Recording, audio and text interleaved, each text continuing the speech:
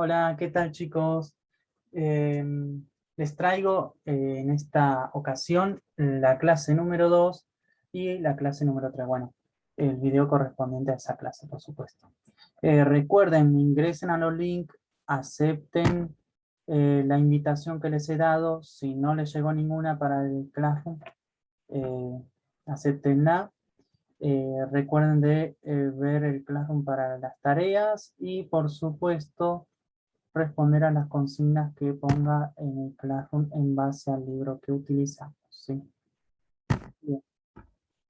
Entonces, copien en la carpeta, por supuesto, la clase del día, la cual es la siguiente, ¿sí? Nosotros vamos a hablar de las teorías del origen de la vida. Son varias, pero la más importante y la más opuestas entre ellas son, por ejemplo, la creacionista, la cual dice que el origen de la vida se debe a un ser supremo o divino. Responde, por supuesto, esto a un dogma, ¿sí? Después tenemos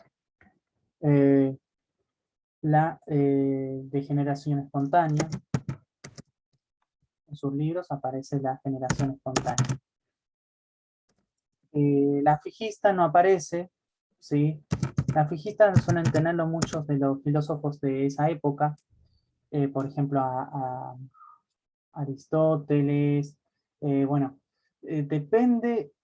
Él decía, por ejemplo, que la vida venía del fuego. Hay algunos otros que decían que dependía de la unión de todos los elementos, o sea, una fuerza vital. Ellos hablan de fuerza vital, ¿sí? Pero bueno, no lo voy a anotar porque no está en el libro, ¿sí? Sí aparece más generación espontánea, que dice que la vida surge a partir de elementos no vivos, a partir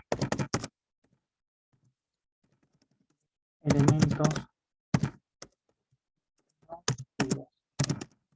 ¿Cuáles serían? O sea, los abióticos, ¿sí? Bien.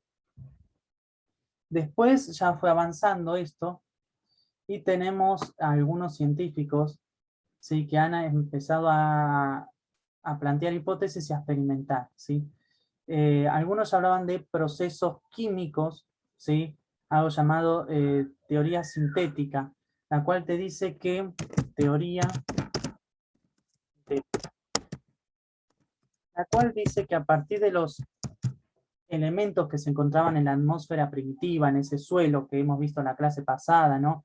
Un suelo donde se encuentra magma, donde hay muchas rocas calientes y una intensa actividad volcánica que provoca que haya unos gases como metano, sulfuro compuesto con azufre, bueno, eh, una escasa o nula capa de ozono, según en el momento que estemos hablando, pero nula capa de ozono, entonces hay una intensa radiación ultravioleta, todas esas características, intensa actividad eléctrica producto de las tormentas, si se está formando la atmósfera, por lo tanto hay tormentas, ¿sí? Entonces, todas esas características, bueno, la planteaba, por ejemplo, Parín y Aldane. Entonces, la teoría sintética, ¿sí? Habla de elementos en procesos químicos. Eso, ¿sí? Y acá tengo entonces, hay un científico, ¿sí? Le voy a poner Oparin.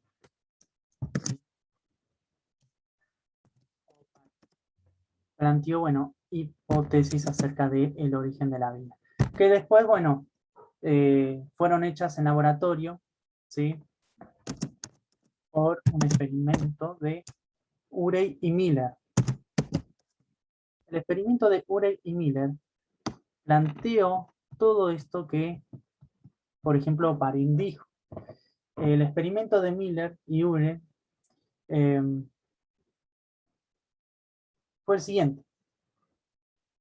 Anoten en la carpeta, ¿sí? En forma de oraciones, o copien el dibujito, ustedes vayan viendo, se ponen pausa, ¿sí? O como sea. Las características de la Tierra primitiva acá no las voy a poner porque ya lo hemos visto, ¿sí? Si no, anótenla con lo que he dicho. En el libro las tienen, sí, por supuesto. Entonces tenemos una especie de caldo primitivo, ¿sí? Algunos dibujitos aparecen en algunos libros como caldo primitivo. Sopa primigenia, algunos también más adelante según lo van llamando, pero bueno. Entonces acá tenemos un montón de compuestos, ¿sí? Con nitrógeno, podrían anotar acá. Hidrógeno, nitrógeno, ¿sí? Que estarían en el agua, ¿sí?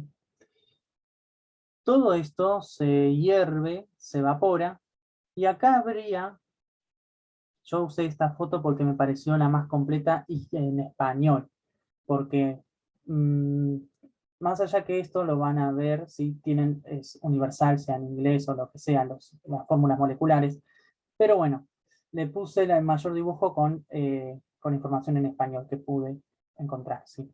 Entonces, bueno, acá tendríamos una especie de tachito o un tanquecito, el cual permite que ingrese unos gases como el metano, CH4, viene a ser amoníaco, NH3, hidrógeno que se introducen, ¿sí? Acá.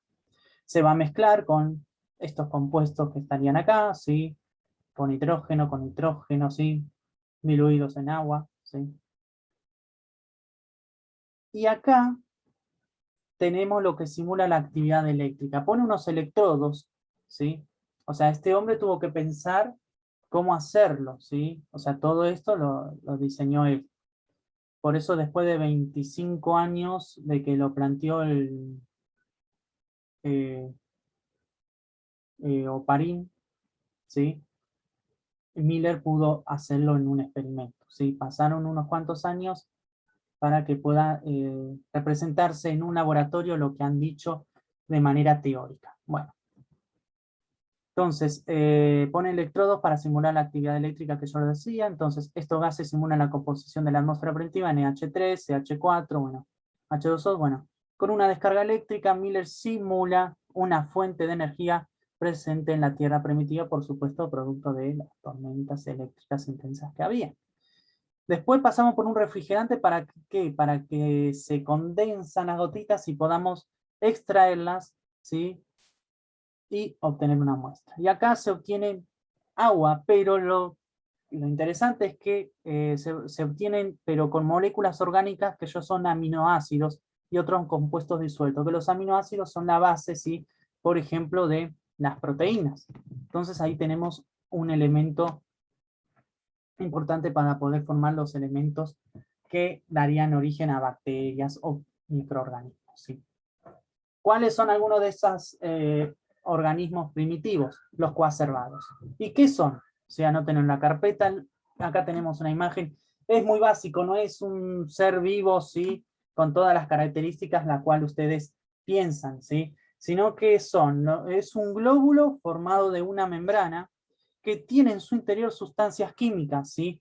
A medida que aumenta su complejidad, el coacervado se separa del agua formando una unidad independiente. O sea que tiene compuestos que actúan como una membrana, ¿sí? Acá en su borde. Y permite, por supuesto, el ingreso y salida de sustancias, ¿sí? Esas son las características. Eso es lo que me interesa que copien, ¿sí? Así que tengan en cuenta todo eso para la clase. Así que bueno, nos estamos viendo, ¿sí? Estén atentos, por supuesto, al Classroom. Sí, chao, chao.